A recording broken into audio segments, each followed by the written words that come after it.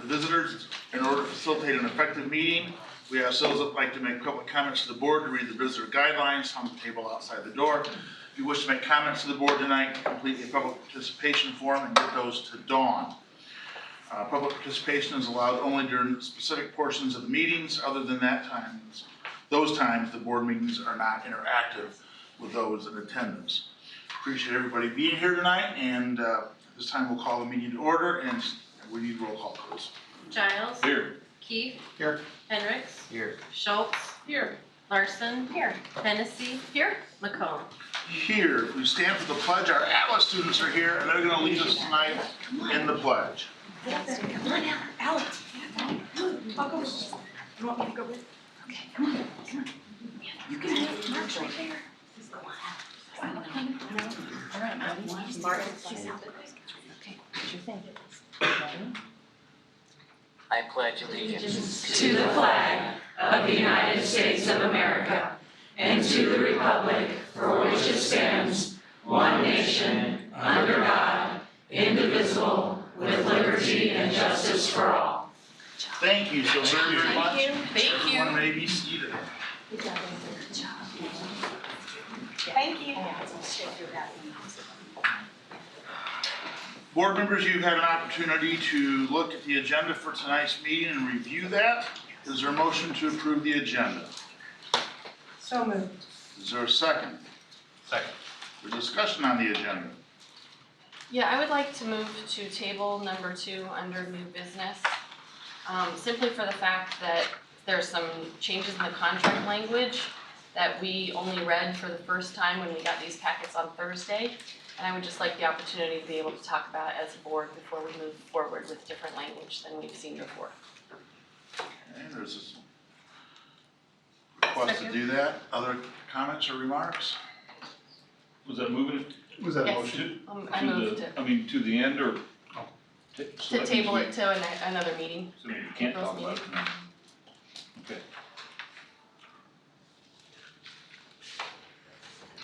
I prefer to proceed with the agenda as presented. I prefer to proceed with it as presented. It's our elected duty to look at the material that we get. We get it on Thursday. If we have comments, we can bring it up before it now. But we haven't had a chance to meet and discuss as a board until we have a board meeting. So all I'm asking for is the opportunity for the board to actually sit together legally and discuss the changes to the contract. So we can't do that if we table it.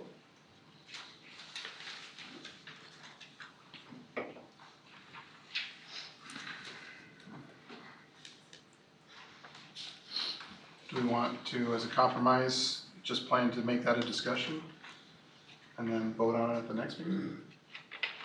I would say we leave it on the agenda and we can make that call, we'll discuss it and make that call at that time. This is becoming a habit. This is the second time we've done this. Is there a reason this was on this month's agenda? I think we did the contracts did we do it in May last time? We did, Is there? because it's an annual thing. We were able to get it on the agenda early, and I think it sends a positive message to our administrators about the board's support of their work. Oh, okay.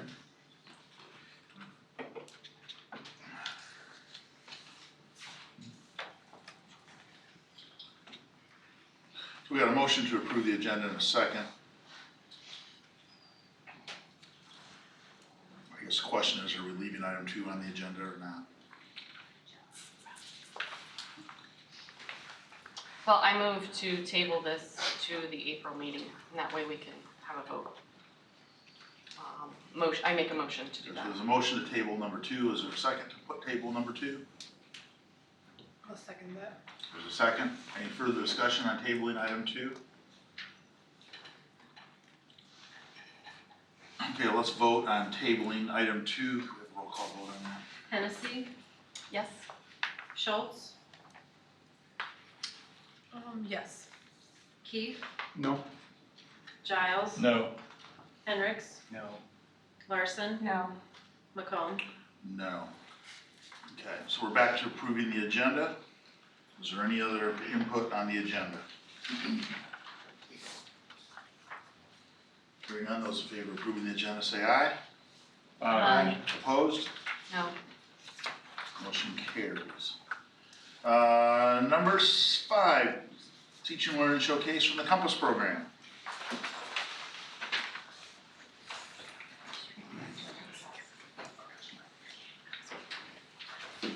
Good evening. I just want to take a minute to introduce you all to all of our Compass and Atlas teachers who are going to present a little bit tonight about, I'm going to present to you a little bit about the program. These teachers have worked really hard the last 2 years to prepare a curriculum guide. We're working on streamlining our programs across buildings. In years past, have kind of been isolated programs, and we're working to remedy that and kind of see a nice flow between the buildings. And we have rebranded all of those programs as the Compass program. So, this is Abby Cockerham. She is the Compass teacher at Lincoln Trail. Mrs. Alice Smith is the Compass teacher at junior high.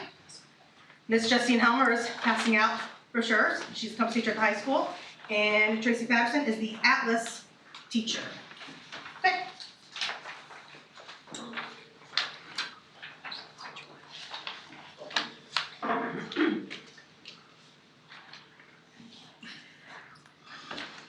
Compass is a functional life skills program. What does a functional life skill program consist of?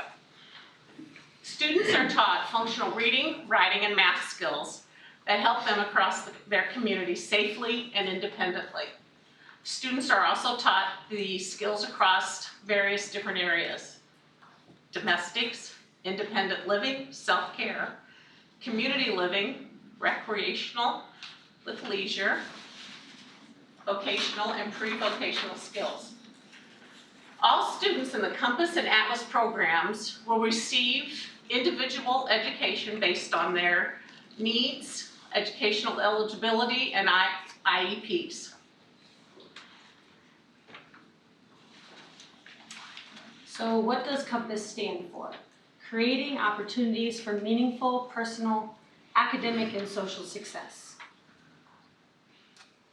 Compass is not a place, but it's a program.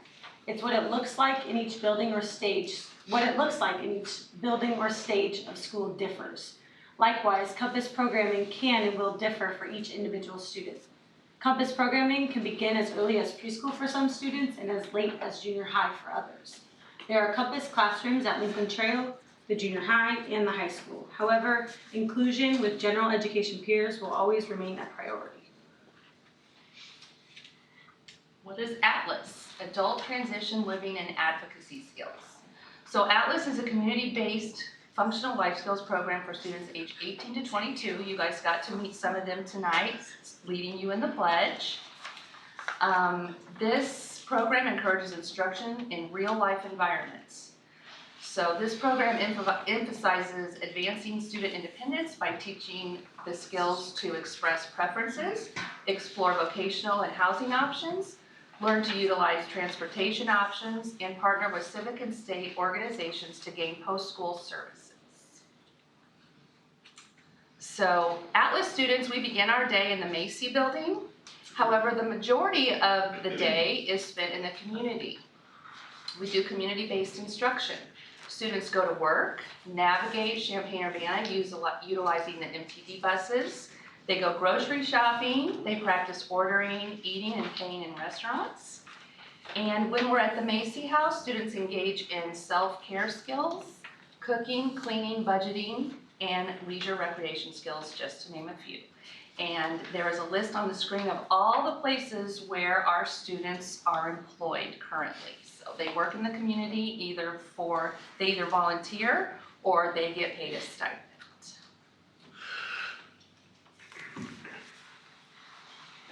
The strength in Compass is our collaboration. Collaboration would be between gen ed teachers, regular ed teachers, speech, other therapists, community, employers, and sometimes even outside agencies. A big part of Compass and Atlas is the utilization of our Bulldog Buddy program, which I'm sure a lot of you have heard about.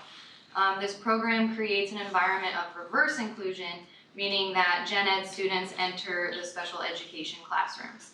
In doing so, a climate is created in which all students are able to learn, grow, and create friendships with peers. Marissa Hill started Bulldog Buddies in 2005. I was able to follow her legacy and bring Bulldog Buddies to the high school in 2017. And Abby, who was a previous Bulldog Buddy, started Puppy Pals at Lincoln Trail this year. And we're currently looking for ways to foster the program at Atlas. So Mr. Anderson is the teacher of the digital media class at the high school, and he has been working with his 2 Bulldog TV students, Ethan and Braden, to create our little highlight reel that we want to show you. And here it is.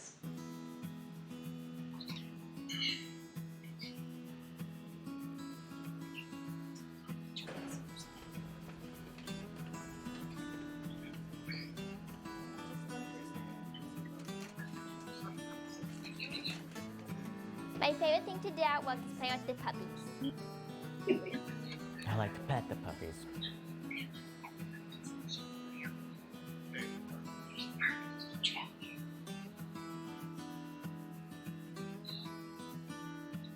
I like playing attack with Piper.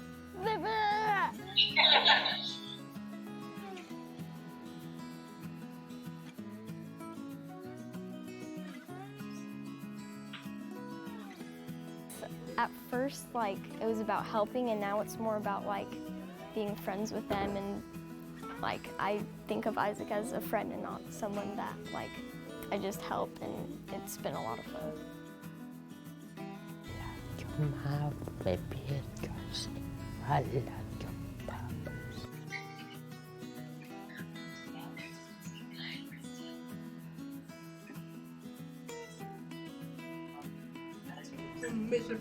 Gotcha, okay. Sprite, please. Okay.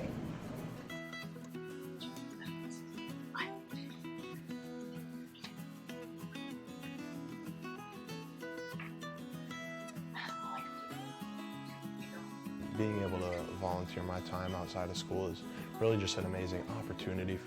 It's just really nice to know that they have a really close friend and that I also have a really close friend.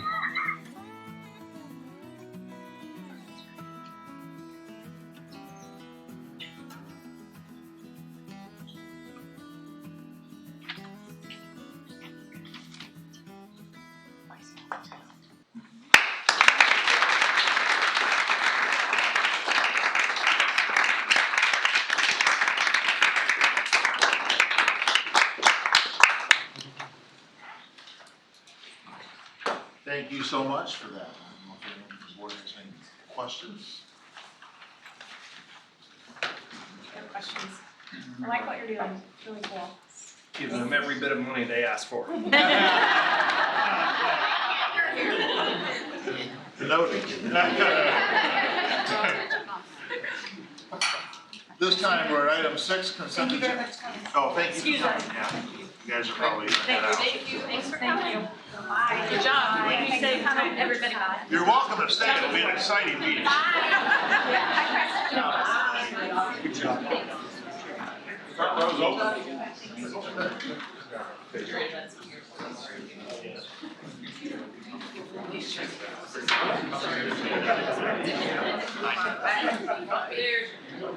just want to say, we have at least 2 teachers now that were Bulldog Buddies before, so Abby's one of them, and also Garrett Risley at the high school. So it's kind of, it's turned into kind of a recruiting tool. Wasn't the initial intent, it worked out. Good deal. Item 6, consent agendas.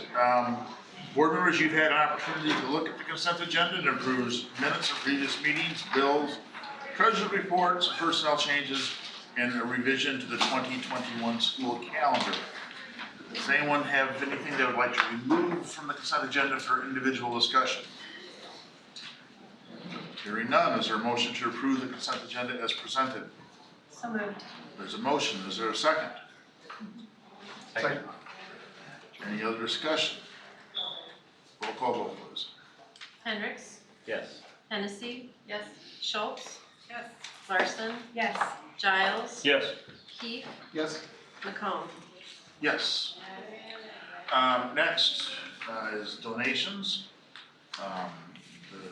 Dr. Hall has asked that we approve the donations as presented. Dr. Hall, give me anything to highlight of the donations? There's a lot of them, which is always nice and a sign of the generosity of our community.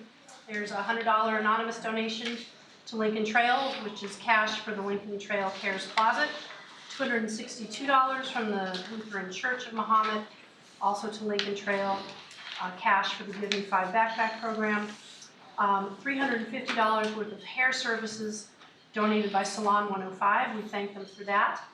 For our Compass program students, donation from State Farm of $500, cash for our high school softball team, and $3,007.21 from Mahomet Baseball donated to the high school for the high school baseball team. 42-19-21. Dr. Hall has recommended we approve the donations as presented. Is there a motion to do that? Is there a second? Second. Discussion? Roll call vote, please. Schultz. Giles. Yes. Larson. Yes. Keith, Yes. Hennessy, Yes. Hendricks, Yes. McComb. Yes. Okay, communication from the PTO. Is there anyone here? MSTA? Lori, anything from the foundation? Kind of the same as last month, March 1st through 31st. If you have high school seniors that you know, tell them to get on the high school website because the scholarships are online and ready to be applied for. So those will be awarded. Bulldog Bash is still scheduled for May 8th at the City Center, the dueling pianos. And then we will be hosting part of the graduation and serving cake on Friday, May 22nd for our high school 2020 graduates.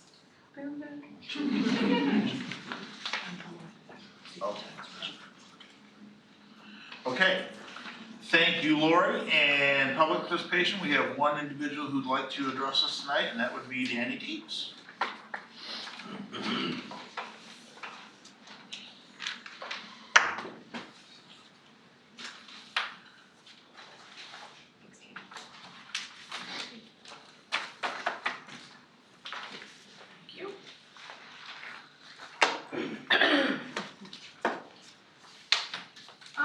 On February 18th, I stood before this board to talk about my daughter's experience at ILMEA State. In case you've forgotten, I talked about how she and one other female student were sent on a 3-day, 2-night trip to Peoria with one male chaperone. I wanted this board to work on a policy so that this did not happen again. Quite frankly, I don't care about the story about why this happened. What I know is that this district made the decision that this practice was okay. And this practice has happened for 2 years in a row, and this is something that the district believes is okay. I was disappointed to see that this topic was not on the policy committee agenda, and that is not on the agenda tonight. I was also disappointed to get a short letter from the board saying thank you for caring about our students. The letter signified that this board truly cares about what its constituent is concerned about, and the president took his time to have the district secretary sign the letter on his behalf. I wondered, does this board not care about the situation, or do they not care about it because of who presented it? Regardless, this board is to oversee the care and well-being of all students that live within its boundaries. The district is funded by taxpayer dollars, the majority of which come through taxes and the others that come through donations. You are stewards of our money and our children. Because the rhetoric about government is the same today as it was 20 years ago when I was in school, I know that it is the same as when you were in school. The United States is built upon and for the American people. We, the taxpayers, elect members of our communities to represent our priorities. That board, made of diverse viewpoints and people willing to listen to their constituents, has discussions to ensure that our common life together works for the will of the people. I myself am not the people, just like you yourself are not the board. But a constituent brought a vision to the board. And at the very least, the board, which is made up of a variety of viewpoints, which I believe reflect a diversity of people within Mahomet-Seymour, should at least have a discussion about this topic to ensure that something comes together to protect our students and teachers. Having watched this board since 2010, I imagine that what happened here is that you listened to me and asked Lindsay to deal with it. But I asked for the board to come up with a policy. It is consistently said here that the board employs one employee, the superintendent. But in reality, having watched every decision the super recommends be approved since 2013, for 6 years without discussion, it is obvious that this isn't even an employment situation.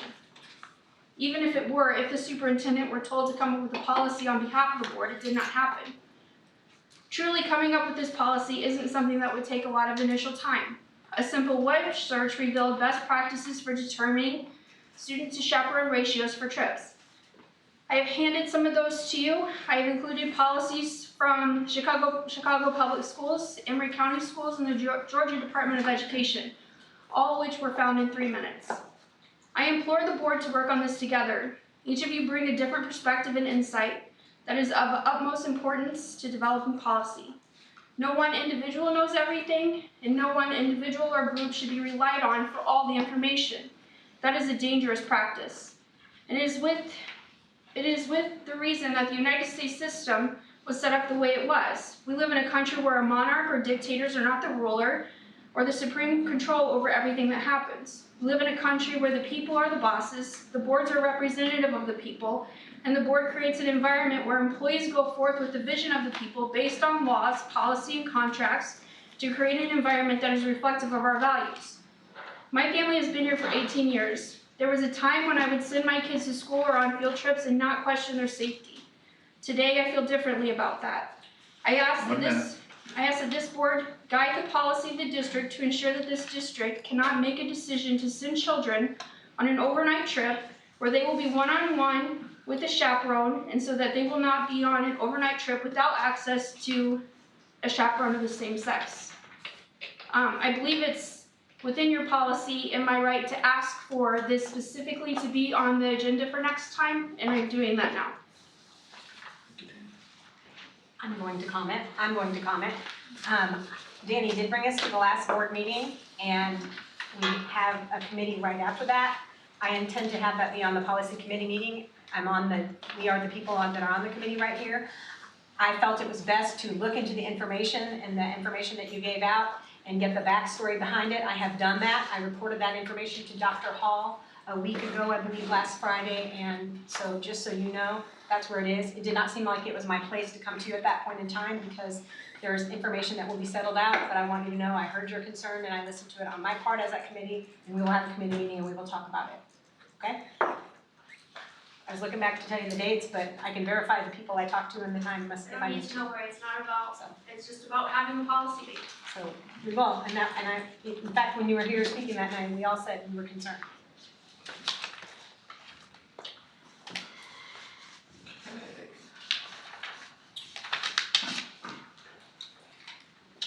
Now it's time for building reports. And before we get into building reports, we have a special presentation to make. And if Trent would come forward.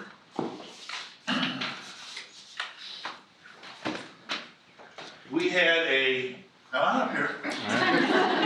You've never not come up before. I know. We had a public reception earlier tonight, and several of you are here for that, and we thank you for that.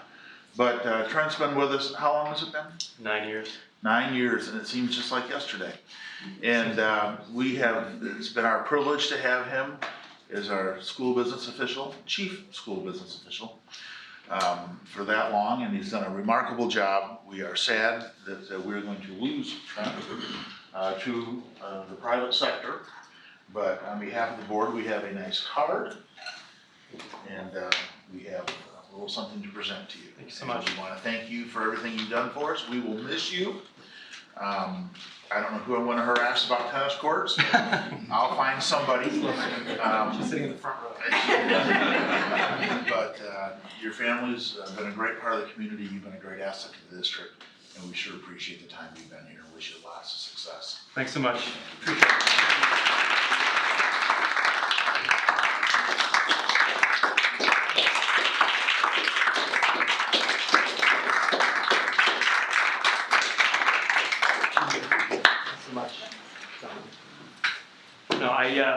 I'm very thankful that the school district was willing to take a chance on a 26-year-old auditor back in 2011. I'm now, of course, wiser and an older 35-year-old, and it's cute, yeah, cute laugh. Yeah, exactly. And very fulfilling job the last 9 years. I feel like we've accomplished a lot as a district. Thanks to the leadership of course, Lindsay and previous superintendents and all the amazing principals, directors, fantastic teachers and support staff. I couldn't ask for anything more. So, sincere appreciation. Thank you so much. You're here. Thanks, George.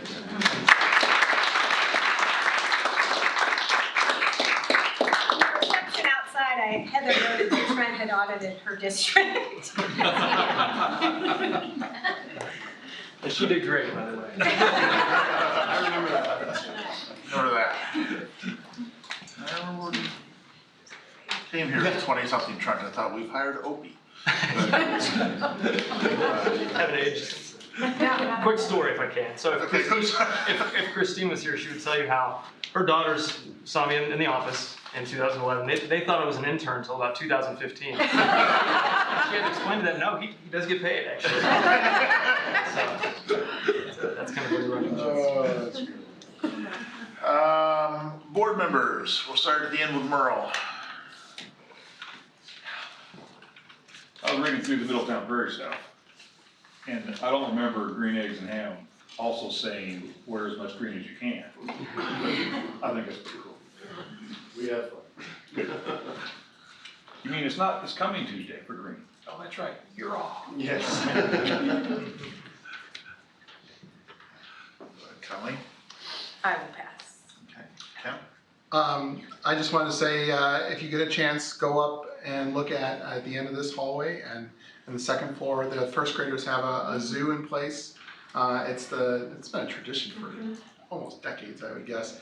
And it's just amazing what kids can do with recycled material and creativity. Go have a look. I don't have anything tonight, thanks. I'd like to thank the team, which are board members and other people that sat on the interview committee for our new candidate for the CSBO. I appreciate the time they spent on that. It was nice and looking forward to that. Have a nice break from school for a week. Nothing to report. We're coming up on spring break, that's always a milestone. And I hope everyone enjoys the time off and thank all the staff for their efforts here these last several months. And it's like 9 weeks after spring break, right at the home stretch. So thank you all. Financial report. One last time from Trent Knoxley. 108 times to remember that. All right, last financial update. So, 4 quick topics here, nothing too earth-shattering, but 2018 tax levy money. We have it all as of the end of this past month. How many months late? 2 months late. Okay. We usually have that all by December, Okay. early December in any other given year, but it took a little bit, and they started out a month late and they ended up 2 months late. But we have it all now. So now we're leading right into the 2019 levy, of course. We board approved that back in December, submitted that the next day. In February, the county mailed out to all the taxing bodies the levy confirmations. Ours was wrong, so I sent it back and called them saying, this and that's, it needs adjusted. I emailed them February 13th and March 2nd, and still have not received the revised version, so I'm waiting patiently for that. I'm sure maybe a few others will run too, so that is what we'll of course review, sign, and get back so they can actually get that money out, or get the bills out, hopefully on time. Which in the past has been, April 1st or so, to have money in May and then money in June. So keep your fingers crossed, Heather and the board, on that. Second topic, our preliminary audit visit with Clifton Larson Allen, scheduled from April 20th to the 22nd. They always come every April to kind of start that audit and start some of the preliminary work. The full audit will be the 3rd week of July as usual. I want to mention too that Heather actually works with Clifton Larson Allen at Danville, so she can vouch for the value of being able to consult with them throughout the year and their diligence during the audits. They've been a fantastic partner with the district. And those audits are not easy. You can vouch for that too. I mean, it's a great working relationship, but they put you through it, so which is exactly what we're paying them for. State Board of Education audit started last Thursday and will wrap up tomorrow. That is of course what I did in a past life, and haven't had an audit in about 4 or 5 years, and I think they found us. So Title I, Title II, and special education IDEA flow-through grants are being audited. So far so good with that. He'll finish up tomorrow. Want to discuss too, we are going to change credit card companies. We started this process in probably November. The company we've been using, a lot of districts use them. It's BMO Harris Bank. A lot of school districts in Illinois use them. Their procurement card program, P-card program. They're sponsored by IASA, IASB, IASBO, or ISBO, the School Business Officials Organization. But over like the last 1.5 years, 2 years, we've been experiencing a lot of headache because of some the lacking customer support, for one.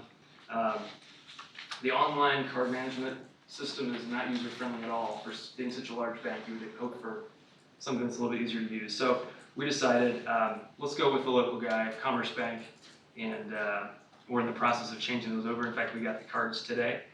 Their demo of the online portal is intuitive, makes a lot more sense, very much more user-friendly. The rebate, there's a 1% rebate for both programs, so that should be no change. We'll just have local service, local company, and a much easier capabilities online to manage those cards. I missed the name of the bank. The one we're going with is Commerce Bank. Thank you. In Champaign. Yeah, before, or I guess we're finishing off with BMO Harris Bank up in Canada. So, any questions? That's kind of like the, I guess, update on things happening right now. Any questions with any of that? So are you saying that the tax bills are late again, it's gonna be your fault? I will not take blame for that. There's plenty of YouTube videos that say I can complain about that. Yeah, I'm hoping for the best. I'd say plan for the worst. And that might mean tax anticipation warrants, maybe in, hopefully not next month, but maybe May. I mean, you know, we had that on the launch pad last June, and might just be ready for that again, so unfortunately. Any questions for Trent? Trent, are you back on the agenda later tonight? I don't, oh yeah, you are. Yep. All right. Tail end there. One last shot. That's right. Yep. Dr. Hall, superintendent report. Thank you. Well, my superintendent report is enclosed and people can read that, but what I'd like to focus on is honoring one of our high school students. Tim Blumack is here this evening, and I'm going to have Mr. Benedict introduce him and his parents and talk a little bit about Tim's accomplishments. So I'm pleased to introduce Mr. Tim Blumack. He is a National Merit Scholarship finalist. He is the son of Nick and Patty Blumack, back there with us this evening. And this is a pretty, in my short term as administrator, this is a pretty illustrious thing that this young man has accomplished. We're working on the final numbers right now, total through the years of how many kids from Mahomet-Seymour have achieved this status. But when you think about it, we graduate somewhere between 200 and 250 kids a year over the last however many years. It's a pretty small handful. And so Nick applied for it and went after this thing, and he's gotten down out of the entire country. He's one of about 15,000 kids left in the running. So pretty proud of Nick, and I've asked him to say a few words. I put him on the spot. So say a few words. Thank you, Mr. Benedict. My name is Tim Love. Did I say it wrong? Oh, sorry. I was just giving credit to where it all came from. I'm honored to stand before you tonight and bring this back to Mahomet-Seymour. I'd really not prefer to go to any other school district, and I'm proud to stand as a testament to the tireless dedication that all the front office staff at the high school and all the teachers put in every single day to the student body, and stand as a product of that. Thank you guys, I do appreciate everything you do.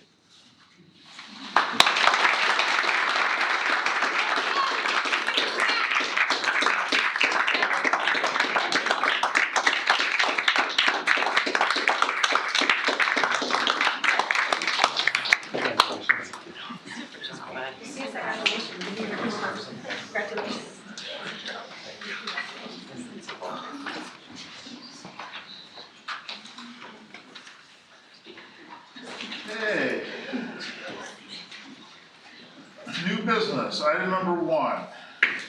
New chief school business official, Dr. Hall. Okay. It is my pleasure this evening to introduce Heather Smith. If you want to come up here and stand, I'm going to make you stand in front of everybody, Heather. I'm recommending to the board this evening the hiring of Heather Smith as our new chief school business official, replacing Trent Nuxall. We were thrilled to have Heather express an interest in our school district. She comes to us with 11 years of CSBO experience from Danville District 118. She is enthusiastic and excited, and prior to working in Danville has a wealth of experience in the private sector. She has a bachelor's degree from Illinois State University, a Redbird, in finance and international business, and she holds an MBA from Benedictine University, and then as well as the CSBO endorsement. I also figured out that I'm pretty sure that back in the day, Heather was my student when I first started teaching at Danville High School, so for whatever that's worth. One of my friends said, I used to babysit her kids. Like, how does that happen? I don't know. So I'm thrilled to introduce Heather, and we welcome you aboard. Thank you. I'm very, very excited. I'm very excited to jump in. I have heard only the most wonderful things about Dr. Hall and the school district, even from other people other than Trent, but of course, because I have worked with Trent since he's been here, just as neighboring districts. And I'm just very excited to support the school district and serve the town of Mahomet. So. Superintendent recommends the Board of Education approve Ms. Heather Smith as the new CSBO from Mahomet-Seymour CUSD 3. Is there a motion to do that? So moved. Oh, we'll take that as a motion in a second. How's that? I'm sorry, who? That would be Jeremy and Colleen, I heard for sure. But I think there were others. Okay.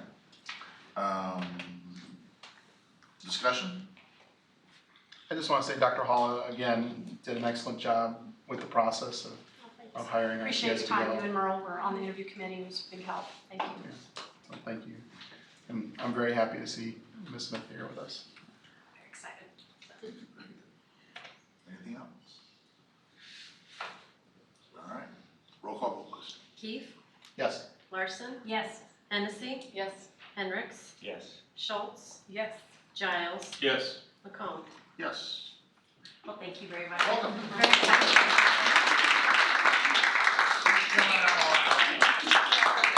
You're forced to shake everybody's hand. Or you can like hold it on.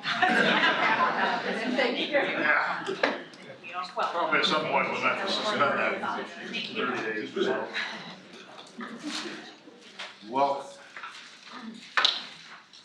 item 2, non-certified administrative IMRF and administrator contracts. Dr. Hall. I'm recommending the approval of the contracts as presented for not only our building administrators, but also our directors and also the administrative support team in the district office. Okay. Dr. Hall's recommending the approval of the contracts. We've had a chance to see those. Is there a motion to do that? So moved. Is there a second? Second. Discussion.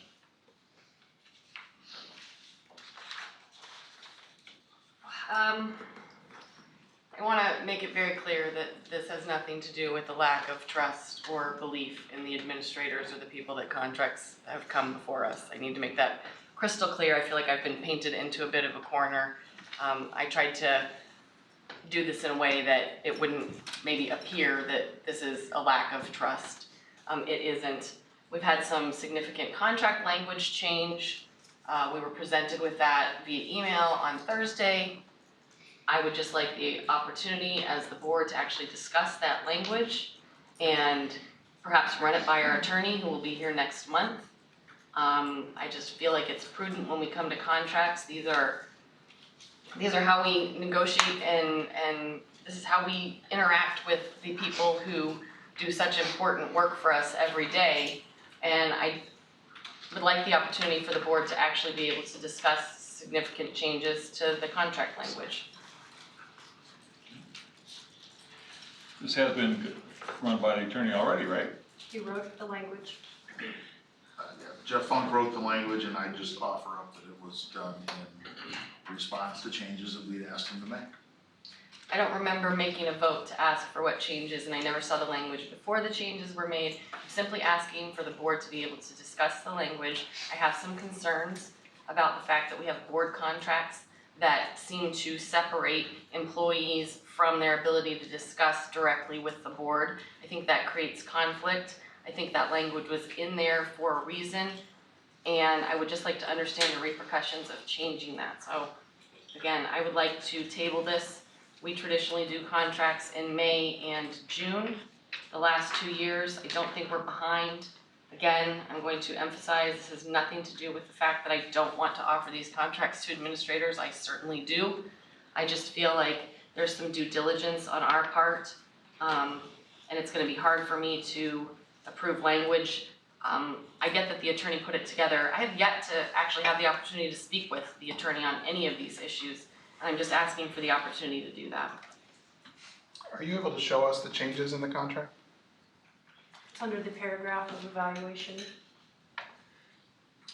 Do you happen to have the old text? I just want to. No, I don't. Okay. I can show the new text, but you already have that. Yeah. Seems to me if someone on this board wants to discuss it, that we should do that. Did we discuss it? It was discussed at length on December 16th with Mr. Funk here. And we had, there were concerns that we had board approval language in there, and we asked them to remove that. I'm a little confused by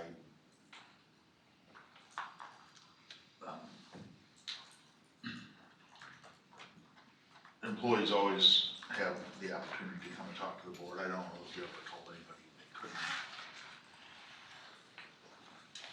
So I'm a little unsure about what that means.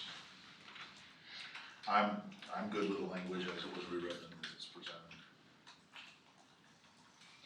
I think the language in the previous was, if I recall correctly, a bit ambiguous as to whether the board should actually review all the administrators, and that was, I think, unexpected from the administrators and unexpected from us on both sides. So I think it cleans up that language that they work with the supervisor.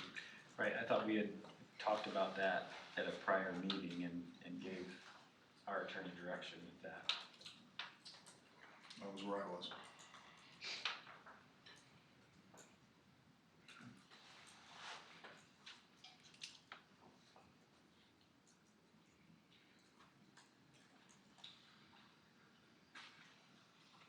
So I think that the language as it's written here is expressing the will of the board. I will reiterate that I have concerns about what the board wants to do, but at some point we need to come together and go with the decision the board has made. So I struggle a little on how I'll vote with this, but I think I'm going to end up supporting this for that reason, that the will of the board was expressed, that the board didn't want to have the administrators come before and go over goals like it was stated in the original language, if I'm remembering that language correctly, because I only have the new language in front of me. That was what the old language said. I would have just liked the board to actually sit down and have a discussion and create language together. Boards are supposed to discuss things. I feel like we are presented with things. We're presented with things in a way that back us into a corner so that if we want to say something during a meeting, it can be twisted that somehow we don't support our staff or we don't support, the decisions that are being made. I think there's a way and a process that boards are supposed to work. One of the platforms that I ran on was to have open meetings, and open meetings mean you have discussions about language changes in public as a board as a whole. I don't remember voting to tell Jeff Funk to change language. I remember we had lots of discussion about the language, but I also often feel like I sit in this chair and I bring concerns that are brought to me. These are not my concerns. I hear these from people in the community. I was voted in to represent my constituents' voices. I do my best to have those voices be heard, but I don't ever feel like anything that I say impacts the way that this board decided to vote on their way into the board meeting. I haven't seen any indication that any of the discussions that we've ever had have been open enough for anyone to change their mind on either what was recommended by the superintendent or what they had decided or talked about prior to coming into this board meeting. I'm super frustrated here. I think contracts are a big deal. I think they're really important. I don't feel like we've had the opportunity to sit down and actually discuss them and to formulate language. Our attorneys are supposed to give us advice. The bottom line is the attorney can like the language, but we're the ones who are responsible for that language, and we haven't had a single discussion about the changes. I don't feel like that is the responsible thing to do as a board member or the responsible thing to do for the employees that we're asking to sign these contracts. That's all I have to say. But I disagree because we did have a discussion and we did come up with some direction for our attorney. So I think it's incorrect to say that we didn't have a discussion, that there was a lack of transparency for some reason, that we're trying to hide something about an evaluatory portion of the contract, that we would like our superintendent to do the evaluation and report to us. I mean, I don't think we're hiding anything. We did have a discussion about it. We did give direction to the attorney. I think it's a little unfair to paint us, those of us who may be agreeing with this, and it's okay to disagree, is to say that somehow have some other nefarious, motive in this. I didn't say that. I'm just telling you how I feel. I just wanted to express my frustration with this process. But that's what I mean. There was a process. I don't think that you were here and participated in the process. So to say that you didn't like it. We didn't vote. We didn't present language. We didn't have a vote. That's how things are done on the board, is to actually have a vote and give direction in that manner. So we have lots of discussions, and then I find it interesting. People walk out of the room, and sometimes we had consensus and sometimes we didn't. I think the only way to clarify and make sure that those opinions or impressions that people have about what we discussed and how are correct is to actually have a vote on the subject. But are you certain that we didn't have a vote? I'm pretty sure, yeah. I don't recall. I think the process indicates that we have the vote tonight. I don't wanna sit here and go through suggested language in a contract. That's what we have the attorney for, in my opinion. So it all comes to a vote tonight. I think didn't have a voting consensus, but I think we had enough direction at that last board meeting to move it forward.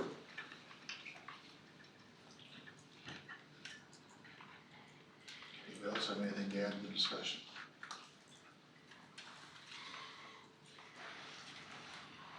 Anything further? Roll call vote on the contracts, please. Giles, Yes. Keith, Yes. Hendricks, Yes. Schultz, Present. Larson, Yes. Hennessy,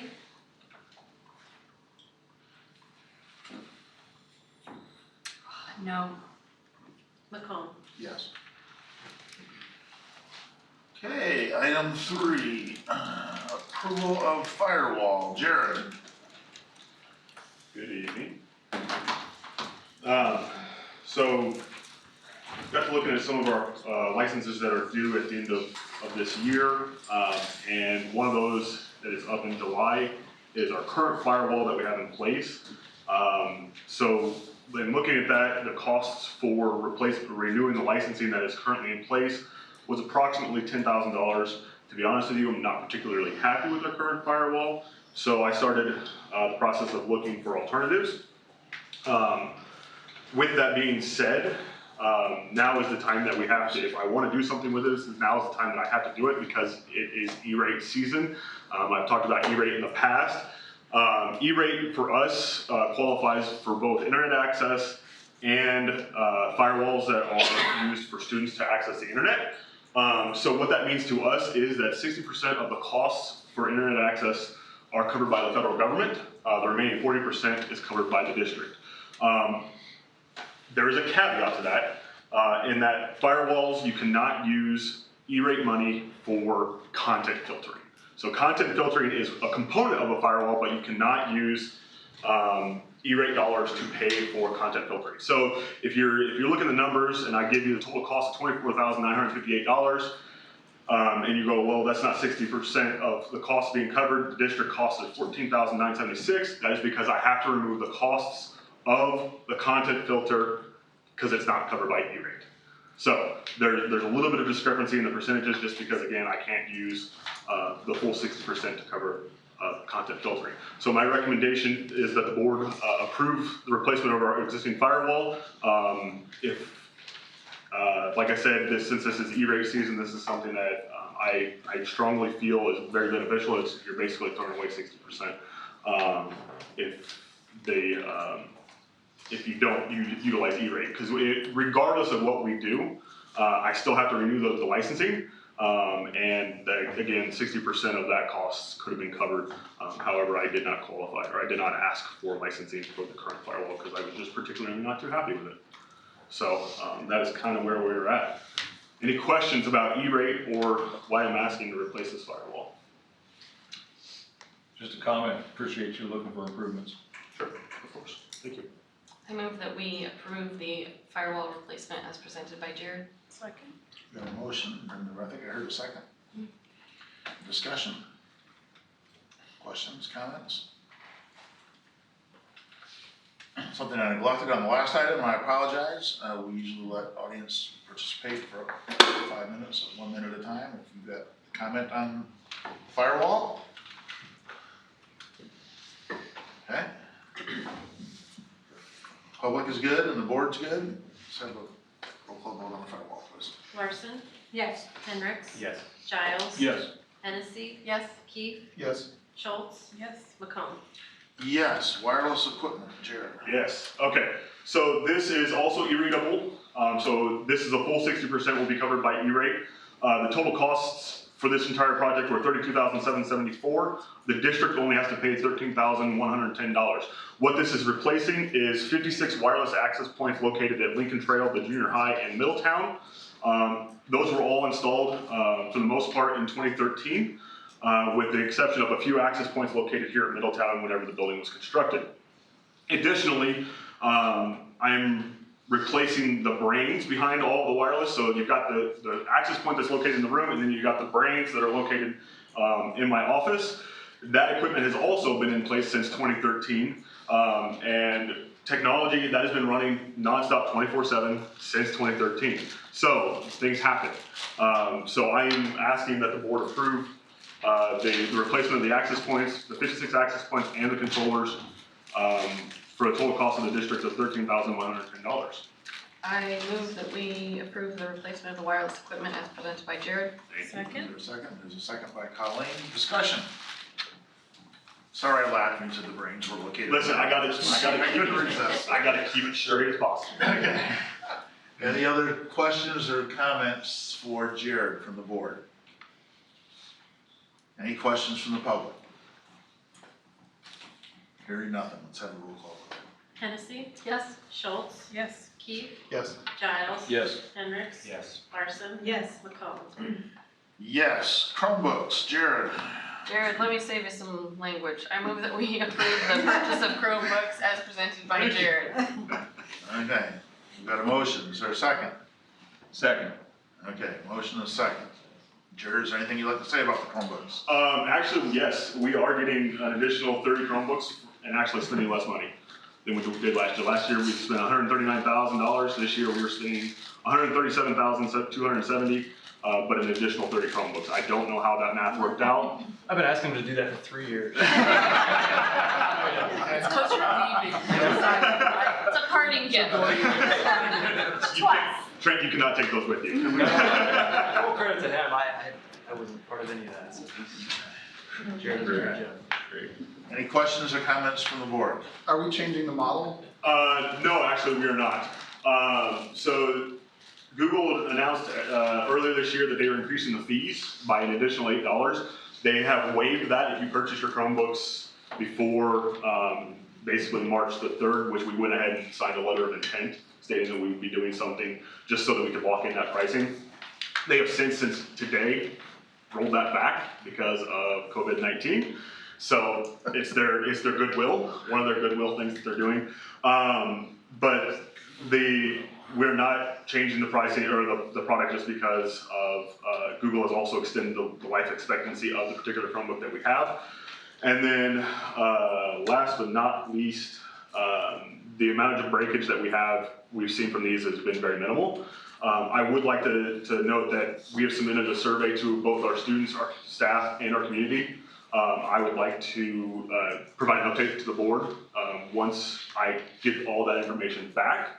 The survey is not closed until the 12th of this month. So, and then it'll take me a couple weeks to compile that data and then meet with the technology committee to evaluate that. And then once we gather that all together, I will come back and present it all to the board. Just kind of give it an update of where we're at with our Chromebook initiative with our personal devices. So. Did that go out on Skylar? Yes, okay, should have. Can you remind us what happens to the Chromebooks for students that are leaving 8th grade and 12th grade? Right, so 8th grade, everybody turns them in. And then we filter those back down into Lincoln Trail and Middletown, wherever we see the most need, right? So this year we'll do a heavy emphasis on Middletown because they are looking at expanding their online curriculum. And then 12th graders have the option to buy their Chromebook for $25. Basically, that $25 covers the cost for us to remove the license that says it's no longer Mahomet-Seymour's. And then we just confirm that it's in good working shape. It is as is. There's no warranty with that from us just because we just don't have the manpower for it. So. Do you know like an estimate of last year how many students bought? So roughly the 200 how many graduated last year? 230. I would say 140 of them bought them. It was a good chunk. I was expecting more back, so it kind of put a little bit of a kink on my plan. But we made do. So that was going to be my next question then. Are you expecting about 400 to drift down into Middletown? So yeah, we purchase roughly like 500 to 530 every single year. We won't trickle down 400. We'll probably trickle down 200, and then 200 to or 150 to Lincoln Trail, and then the remaining 50 we'll keep as spares for loaner programs. And do we have any devices that we're just retiring from Middletown and Lincoln Trail? Retiring from the high school. So the high school ones are the oldest. So again, keep in mind, whenever we look at this, we retire the oldest first. Yeah. The oldest would be the seniors. Mm-hmm. And then we'll filter that down. We'll look at Lincoln Trail, and if we see that we need to retire something, then yes, we do. But for the most part, we're sitting in pretty good shape in terms of life expectancy of all of our Chromebooks. And with this every single year, we have approximately 500 Chromebooks that we can roll down into lower grade levels. So. Right, but I mean, like, are there machines that are already here at Middletown and already at Lincoln Trail that you think are going to be retiring? Okay. Not yet. Definitely not here at Middletown, maybe at Lincoln Trail. Okay. Any questions from the board? Questions from the public? One last time from the board. Roll call vote, please. Hendricks, Yes. Hennessy, Yes.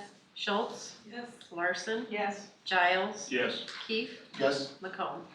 Yes. Item 6, approve press 102 policies. Dr. Hall. These are the remaining policies in Press 102. They were presented to the policy committee on March 2nd. We had a 20-minute policy committee meeting, and so I move that we approve Press 102 policies as presented here. The policy committee made that recommendation coming out of our meeting. Okay. We got a motion. Is there a second? Second. I second it. It's okay. Further discussion by the board? This is my opportunity to object to our state law and congressman. I feel like we don't even have enough time to teach true US history and put students through who don't even know what's in our Constitution, don't know what's in our Declaration of Independence, but we continue to add miscellaneous things to history that I guess they add some value, but we don't even know what our country's founded on. And that bothers me more than anything. Enough said. Appreciate those comments. The list is not getting shorter. Right. Keep adding things that we're supposed to teach. Any other comments from the board? Can someone just, so there's 4 policies here or proposals, can you just give like a 1-sentence summary of what the 4 are? Maybe one of you. Well, they're all just, legal statutes that we have to. Mandated by the state. They're all They're all State and mandated, federal it's law. identity protection measures, accounting and audit measures, Adding to the history curriculum. adding history curriculum and content, Civic, civic. administering medicines to students. Jeremy's point, legal mandates that we get to do. Any comments or questions from the board? Roll call, vote, please. Schultz, No. Giles, Yes. Larson, Yes. Keith, Yes? Hennessy, Yes. Hendricks, No. McComb. Yes. Item 7, new positions. Right, we have, in item 7, recommendations for, new positions for next year. The process of this discussion, started really shortly after we started this school year. Our leadership team started talking about,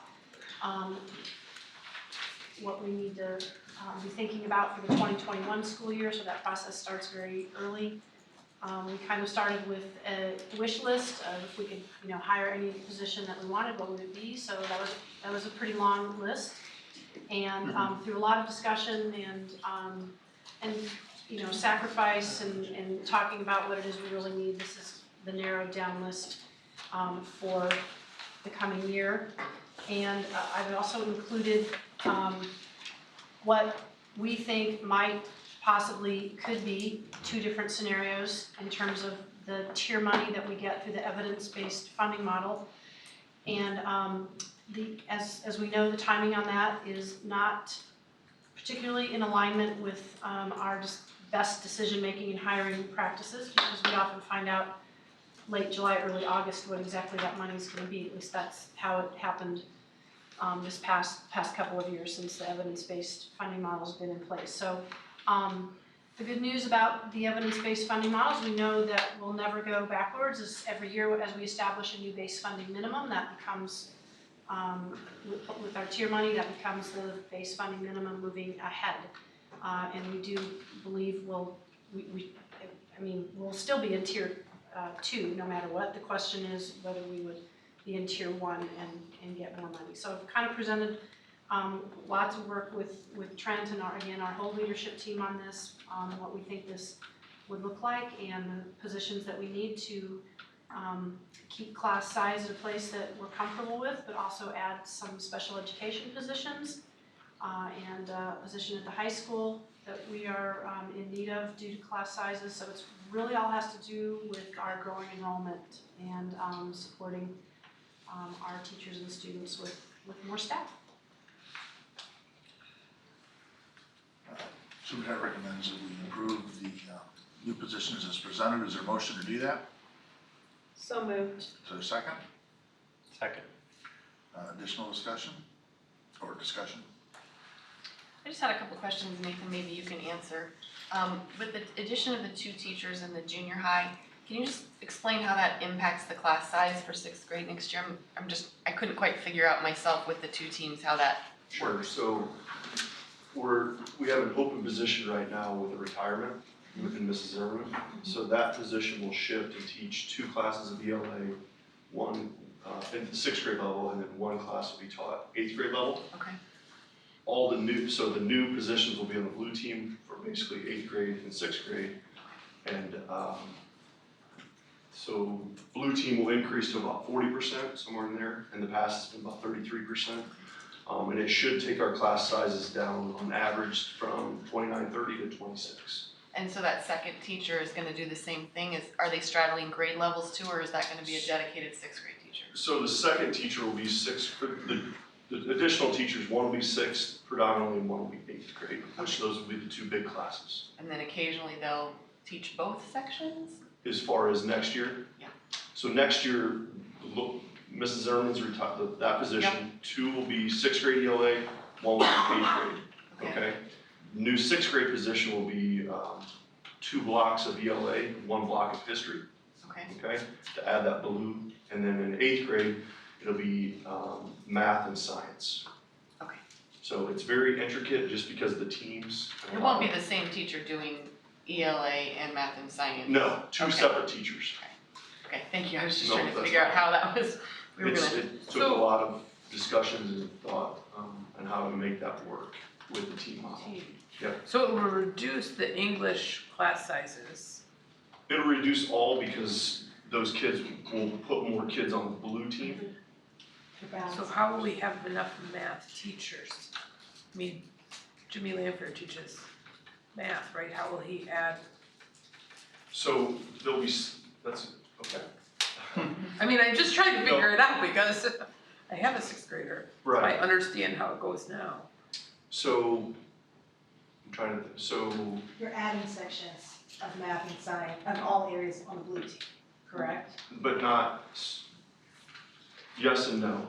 So, I mean, I guess if you put more people on the blue team, but you don't add a math teacher on the blue, it seems like you need another teacher too. we need more. I mean, if But you're there's gonna gotta be reduce the better. class sizes, because Right.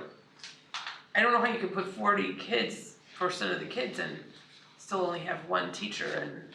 So if I can interject, I Go just ahead. want to say that we did start this discussion with the need of 3 teachers at the junior high. Correct. So that got whittled down though in terms of prioritizing and where the other needs were in the district. So I will just emphasize that this is an incomplete list of what we really need. And I say that in terms of not only supporting having the opportunity to lower class sizes, but also just the needs of our students that are coming to us. We spent a lot of time talking about social emotional support and behavior supports and that type of thing. And this is kind of the pared down, bare bones version of what we need, and you can see there's quite a list. So we've kind of put off some of these positions for a while. We talked about adding special ed in these places a year ago and didn't do it. So we're just trying to stay within the parameters of the budget and the money that we think we're gonna get through the tier money, but it's kind of an educated guess. And if, I wouldn't take it off the table if down the road we find out some great news about tier money. I can bring back proposals to the board to add more staff. The junior high would probably be the place to do that because we did start off in our discussions with 3 teachers at the junior high and not 2. So to answer that, how I thought this through, so the 8th grade person will in theory teach 8th grade math, 2 sections, 8th grade science, and then more than likely a 7th grade advanced, which is the 8th grade math. And then a 7th grade teacher will free him up to maybe teach The 6th grade level, okay. Yes, sorry. No, that makes more sense. I just So couldn't as figure the out, like, pieces the numbers start- didn't work there. So the math department's more than willing, so someone's not on an island teaching 3 preps to like share to make it. Sure. I mean, and that seems reasonable, right, to have them specialize in a subject, not Yes. a grade. And you will spend your summer playing Tetris just so that you can come. You can figure out where those Yeah, are, right? really. That's gonna be tricky. Good job. So since we've talked about tier funding for next year, and I know some of us, and certainly some people in the public too, heard the governor threaten to hold some money back. What is that, for everybody's knowledge? Our finance people, what are they threatening to hold? The appropriation in his proposal would be 200 million, with 150 million hostage from the vote for the new income tax. Just call it what it is. Okay, so 150 million of tier money. That if the progressive income tax would be passed by the voters in Illinois, then we would get that, Right. that That's his 150 million proposal. would be dispersed in January though, which doesn't Doesn't really help. mid-year do, I mean, I wouldn't wanna turn it away, but, that's, Is that new money? yes. That's new money, okay, so it doesn't affect our, Right. Both the 200 and the 150? 200 is that your? The total is 350, but he plans to hang on to 150. So 200 is appropriated. Until the voters Contingent pass. on the. So it is early in the process, and I It think is. that a lot of people were surprised by his pronouncement. and- legislators I know weren't very happy with that and may override that. How much was last year's tier fund 350. total? 350. So the 150 is a true reduction if it doesn't pass, if he has his way. Can you help me understand the financials on the next page? I'm trying to understand, so you have the possible tier 2 funds is 230,000, and then you have the total cost for the added staff, it's about 400,000. So we would have to make up the difference of about 170,000. And then there's also the cost of adding the classroom itself. Is that equipment? Is that what that means? That's like everything a furniture. second grade classroom needs in the way of furniture, fixtures, and equipment. Okay, and then it says net savings, so that's, we could kind of think of that as additional funds, that net savings from retirements. Correct. Okay, so we're still going to have to make up the difference. We're still about 48. 48, yeah. Yeah, 230 to 270. For that scenario, is that right? But then we had some tier money we got late last year that we weren't able to appropriate. And 230 is an estimate. Well, so that was what I was gonna ask about, was last year we had 500,000 for our tier 1 come through, and we only used 300,000. And actually some of that, I think it was 300,000, maybe it was a little more. It's a little more. It was okay, and some of that was a one-time cost for classrooms. Does that factor in No. here? So could we consider that as well, and maybe look at some of the other needs, like a math teacher at junior high? I think part of the Or is that concern too is tight? what's gonna happen with the county again. Yeah. So we're trying to be a little conservative, but I think the short answer is, yeah, we could look at some of that. Just depends on how confident we are in Champaign County. Yeah. I'm trying to give me the. We've talked about that, right? And yeah, I mean, In I about would. 2 weeks, we really don't care what Trent does. Just Just kidding, Trent. Yeah, my stance would be to maintain the conservative approach we've had and expect the worst for the county payments. And So is that 150 that we've talked about being left over, that impacts our days of cash on hand directly? Is that why we're holding on to it? Yeah, Yeah, it helps Mhm. with the days of cash.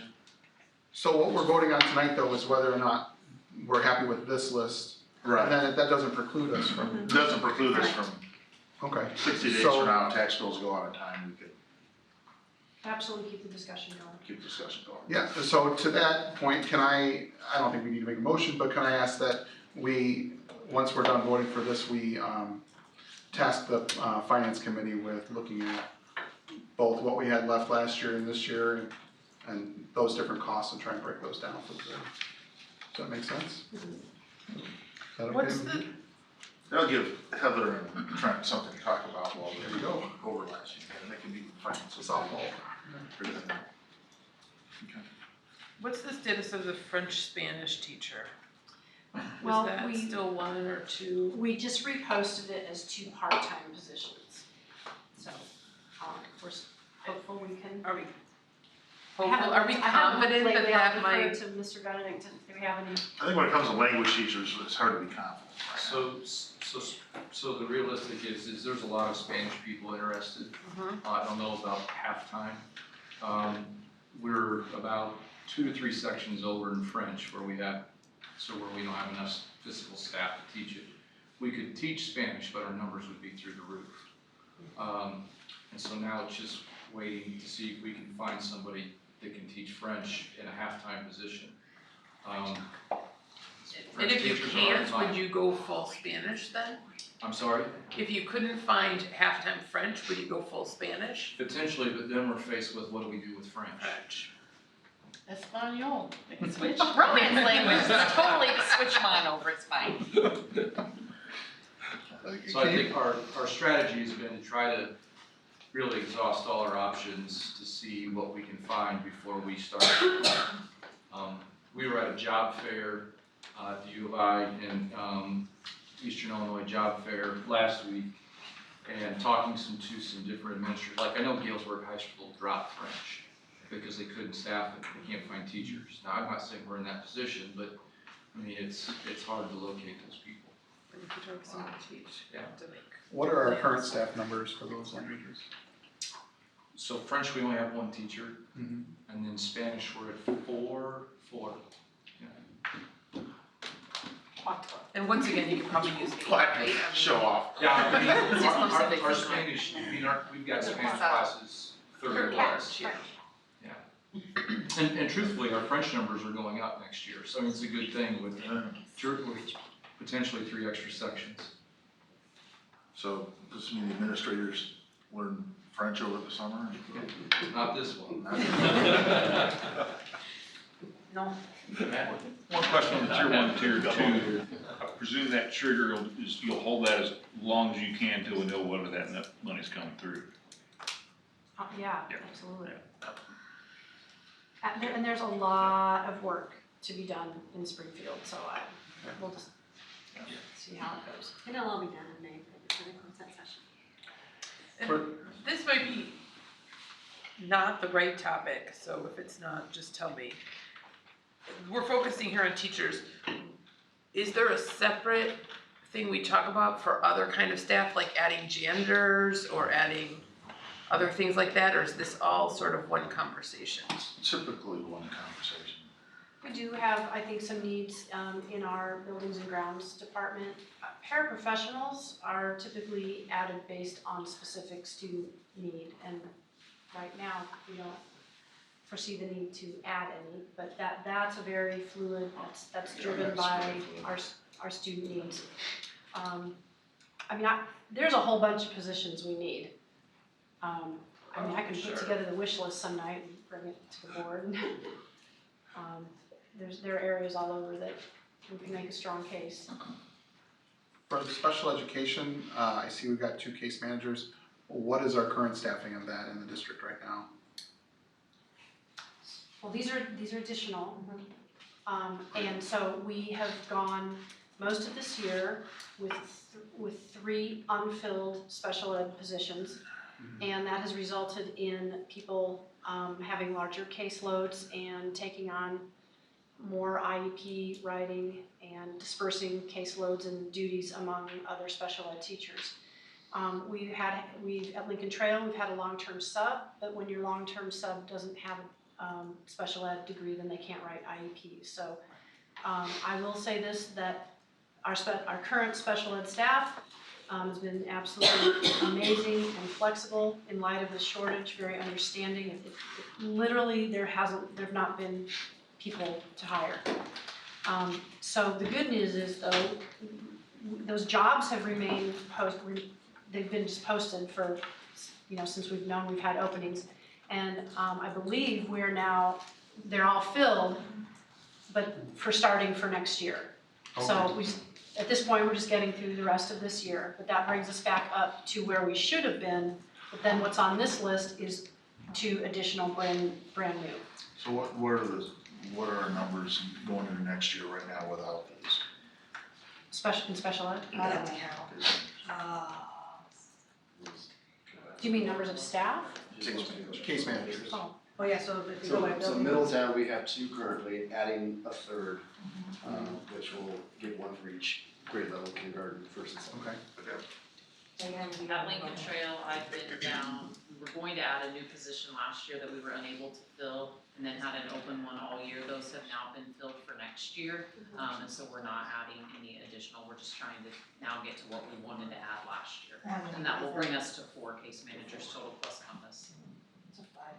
And then junior high had. We're at 7 and 8 with Compass.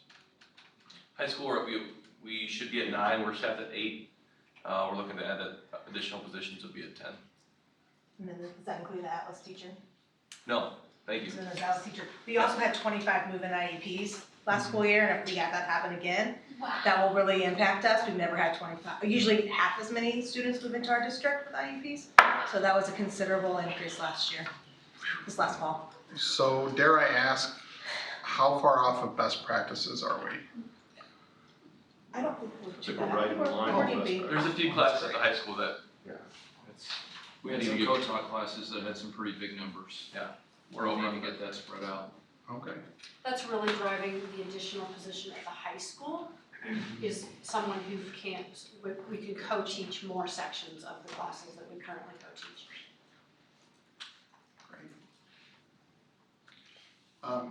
And then dare I ask another question about, that might be painful, what about space for all these people? What does that mean for our space? Where do the new teachers go? Where do the special ed case managers go? I'll let the schools speak to that. So Middletown, we're actually okay at the moment. We have empty classroom, the second grade will be moving into, case manager. We have some spots that we can definitely use that we aren't utilizing at the moment, so we'll be okay. That's an empty classroom over in the second room? Currently, it's an intervention, 2 interventionists are in there, but they have had communication a year in advance, knowing that's gonna be a classroom eventually with a big first grade class currently, so. And is the new special ed case manager gonna go into that space as well as the interventionist? No, I have Or a is that- separate office area that's, most of our, this is push-in. Yeah. So they're often moving around. We have a lot of different pockets, areas that we can also, if we need to pull out. So we have plenty of opportunities to be creative with that, with the other 2 case managers who do a great job already utilizing the spaces that they have. So we're pretty lucky with the way it's designed here to make it work really well for the kids. Great. Lincoln Trail will just have a couple case managers share a space since they're working with small groups at one time. The luxury of having a large size, a traditional size classroom is that it can sort of be split a little bit into some separate spaces because with the co-teaching model that Ryan mentioned, we don't have large groups of students in there at any given time because they're working in the classroom, working within spaces within the gen ed classroom. Though there might be times where they need some pull-out surfaces, but that special ed staff is so good at creating shared spaces anyway, that it's sort of just kind of what they've already been doing, so it won't be an issue. Same with the high school, we should be fine. We'll share spaces and most of the co-teachers are inside the class, gen ed classrooms. Junior high, 2 additional beyond guards throughout the day, moving around. What about the French Spanish teacher at the high school? Are they gonna be Be a shared classroom. in a shared classroom? Yeah. All right. Any other board questions? Any public questions on staffing? Back to the board one last time. Roll call vote, please. Keith? Yes. Larson? Yes. Hennessy? Yes. Hendricks? Yes. Schultz? Yes. Giles? Yes. McComb? Yes. Item 8, maturity structure for project loans. Or debt. Whatever these are. I want to welcome Kevin Hyde. Kevin, good to see you. Nice to see you too. How's the other sir. guy? Not as well. So we're gonna start with kind of running back through what the board approved at the February board meeting for the field house projects. We're not gonna go through all of these, but this totals up to the total amount of dollars we're looking to do in projects this summer, alongside the funding plan to do so. The funding plan included $965,000 in debt certificates that we would receive assistance with Stephen Nicholas in obtaining. So talk about some different maturity structures that the board has seen in previous meetings, but our goal here is to kind of, vote on which one we prefer to proceed with. In either case, or any of the 3 cases, we're looking at callable debt certificates, which would mean that they could be called in early or paid off earlier if we choose to. The funding source would be the 1% sales tax. We have about $600,000 available this summer. $250,000 of that we would dedicate in any of these 3 scenarios to the first year payment. And then the other $350,000 would be again, dedicated toward the project in cash. So it's kind of small up there. I guess you guys don't have it in front of you too. But of course, you paid off in 3 years. You paid less interest versus 5. The rates are incredibly low. Maybe if Kevin can speak to maybe where that's gone since we received this, but. Yeah, what I'm telling clients right now is, especially in the private placement bank bid market, rates are lower. We don't know how much lower until the day they go out to bid. The market is very volatile. We're seeing wider spreads between the top and lower bid. The bids are not as tight as in a more normal market, but we are seeing definitely lower rates from where we were. I have never seen a 30-year treasury bond under 1%, but we hit that today. So it's just a terribly bizarre market. Municipal deals are in the public market. Some are getting priced and some are actually getting pulled because buyers are sitting on the sidelines. People aren't willing to invest their cash at levels that low. So we'll see what happens over the next week. If you didn't hear, the stock market took a 2,000-point drop today.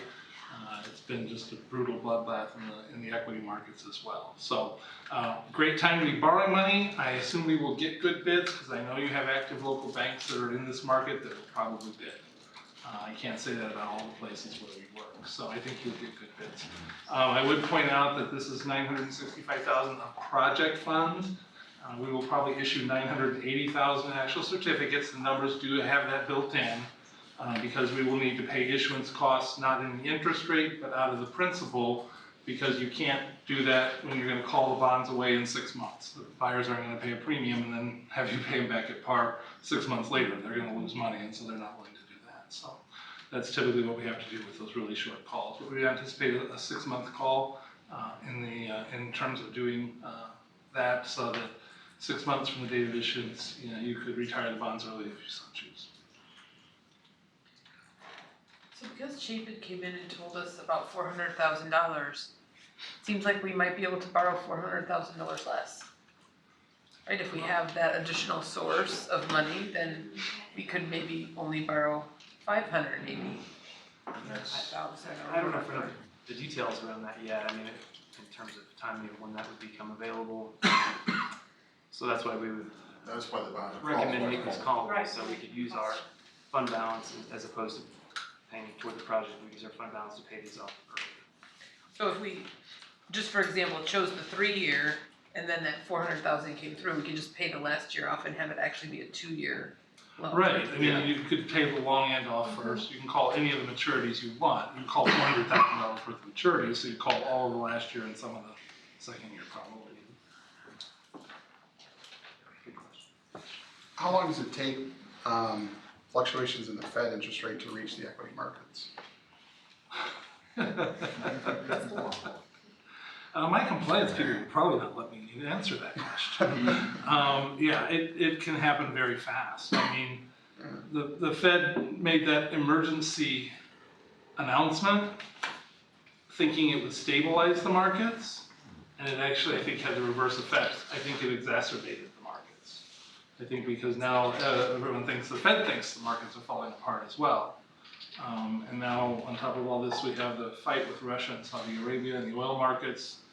That is also just killing everything. So it's just very uncertain. The COVID, there's just a lot of nervousness in the markets right now. You don't see that kind of market movement on a daily basis like we've been seeing. 2%. I mean, last week the equity markets moved up to at least 2% every single day, or down 2%. I mean, you just don't see that. It's a very strange market. We've got a 3, 4, and 5-year option. The recommendation is the 4-year option. I guess we're free to pick whichever one we want. Something that I see about the 4-year option is you look at years 3 and 4, and you've got just under $200,000 each of those years. So if the grant comes through, we could pay off year 3 and 4 and take it to a 2-year plan. Do you guys have any thoughts on that? No. Which one is? 3, 4, I lean 5. toward 4 only because the rates are so low, and then it frees up some of the 1% sales tax money in years 3 and 4. assuming the 400, we don't have access to that in some way. If we do have access to it, then we can pay 3 and 4 off, Yeah, or I we think can that plan would be pay, very sound. or we can pay each year down 100 if we wanted to, or whatever we wanted to do. I think we talked last month about the cost to go to 5 that was more in interest than the difference between the 3 and 4. It's only $5,000 to go from 3 to 4. Yeah. I like that option, the 4-year lot. And just a reminder, we have about $625,000 in years beyond, I guess starting in 2021 each summer. So, for the 4-year scenario, for example, 2022 and 2023, about $200,000. We'd still have about $425,000 left in cash and project funds in those years from the 1% sales tax. The recommendation is to, I guess, approve a 4-year structure. Is there a motion to do anything there? So moved. Second. Got a motion and a second to do 4-year. Now I guess we can continue to discuss. We kind of jumped the gun there. I know you don't have a crystal ball, but do you foresee in the next 3-6 months that these rates are gonna go down? Should I, Jared, turn off YouTube real quick? Our economist thinks that there's certainly room for rates to move a little bit, but you're really looking at, what point are we gonna go to negative interest rates? I mean, we're looking at historic I mean, low rates. the 10 years at 0.5%, the 2 years at like 25 basis points. I don't see how much lower they probably can go without hitting negative, and then you're in Europe situation. So I don't honestly know. I don't think that. I mean, we're at historically low rates, so I mean, the chance of them going a lot lower, there's not much room for them to go a lot lower. I mean, you're going to have to trade at something over treasuries, just because otherwise the banks are just going to buy treasuries.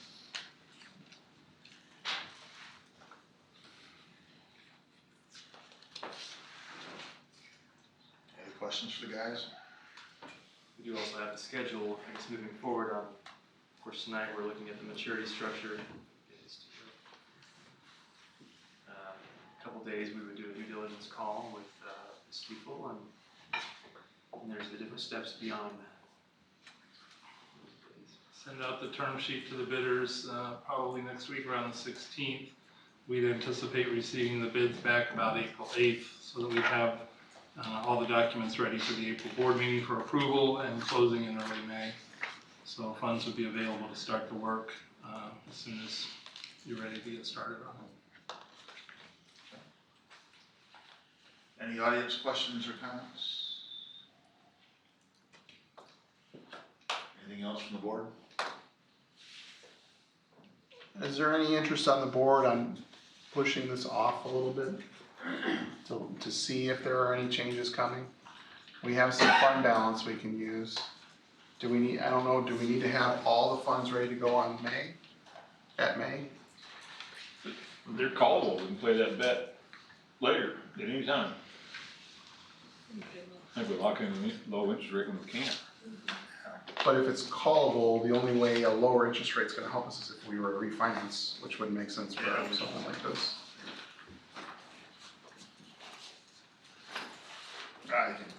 I mean, if it goes lower, it's not gonna be a lot less money in absolute values, I guess. If rates were higher and we thought rates were trending down significantly and we could stall a little bit, it'd make more sense, but this rate are Cause it's already starting from pretty low. Right, we don't wanna get greedy. So does the rate get locked in at the call then, is that? The rate gets locked in on the 8th when the bids are due. I mean, those will be locked in rates. Right. And then typically the call feature, you need to give them at least 6 months, so.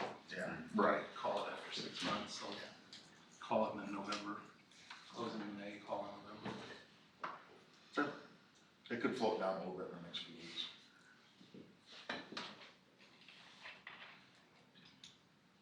Okay, if there's nothing else by the board and nothing by the audience, let's have a Roll call vote. Giles, Yes. Keith, Yes? Hendricks, Yes. Schultz, Yes. Larson, Yes. Hennessy, Yes. McComb. Yes. Is there any communication from visitor requests? No. All right, let the record reflect it is 9:09. We need to go into a closed session. Hey Max, sorry, real quick. Kevin did bring some information. No, we're done with him. About our Series 2010 bond. The 2010 alternate revenue bonds, we talked about this before, they become callable June 1st. Yeah. So I think it's appropriate to really think about, this would be one where you could have some significant savings, by moving forward with the refunding of that particular issue. It's only the 2025s through 2030 that are callable, it's not all of them, but they are callable this June. So we can restructure those bonds at this point, if that's something the board has interest in doing. It is a 10-year issue, I think we could do, it's only $1.2 million bonds to be called. I think we could do it as a private placement as well, and, be able to move it pretty quickly. I think you'd get some good bids. And it would represent a potential savings of, what do you think? Right now, the last time we ran it was about $111,000. I wouldn't be surprised if it's $150,000 or $60,000. It's nothing to sneeze at. Nothing to sneeze at, and it's money in the sales tax fund. Right. Okay? Okay. So that's that much more money every, not every year, but over the 10 years, you're getting another. I would think the consensus of the board would be you can work with Heather on it. I would like to make a motion. I don't need a motion, I just want to make sure that's what you want to do, and I'll coordinate it with Heather. I think if we can save $150,000, it's a good thing. Thank you, Thank you. Thank you, Kevin.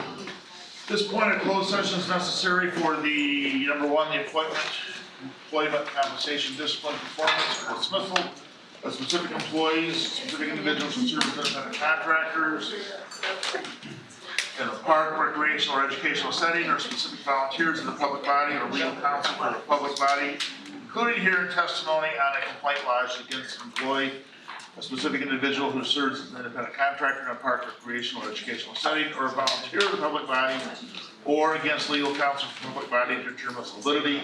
And two, security procedures, school building safety and security, and the use of personnel equipment to respond to an actual, a threatened, or reasonably potential danger to the safety of employees, students, staff, the public, or public property. Is there a motion to go into closed session for those reasons? So moved. Is there a second? Second. Discussion. Roll call vote, please. Larson, Yes. Hendricks, Yes. Giles, Yes. Hennessy, Yes. Keith, Yes? Schultz, Yes. McComb. Yes, we'll take 10 minutes to clear the room and come back and close session. We do not anticipate any business.